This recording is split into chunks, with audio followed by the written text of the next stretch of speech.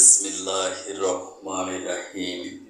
পরম করুণাময় অসীম দয়ালু মহান আল্লাহর নামে শুরু করছি। অনারেবল ভিউয়ার্স, আসসালামু আলাইকুম।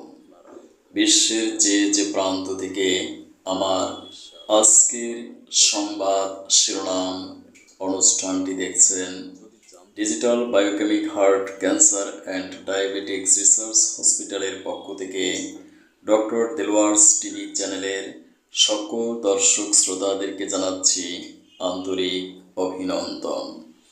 আজকের সংবাদ শিরোনাম পাঠ করছি আমি ডাক্তার কাজী দেলোয়ার হোসেন। দেশের জনগণ একদিন পিআর পদ্ধতি গ্রহণ করবে বলে মন্তব্য করেছেন জামায়াতের সেক্রেটারি মিয়া গোলাম পরোয়ার। তিনি আরও বলেন, নির্বাচন অবাধ ও সুষ্ঠু করতে পৃথিবীতে যত পদ্ধতি চালু আছে তার মধ্যে সবচেয়ে গ্রহণযোগ্য ও নিরপেক্ষ পদ্ধতি হলো পিআর পদ্ধতি।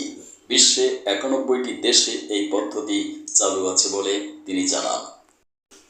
যারা নির্বাচন বানচাল ও বিলম্বিত করতে চায় তারা গণতন্ত্রের পক্ষের শক্তি নয় বলে মন্তব্য করেছেন বিএনপি নেতা সালাউদ্দিন আহমেদ। ভোট আপনার রাজনৈতিক অধিকার, সৎ এবং যোগ্য ব্যক্তিকে ভোট দিন।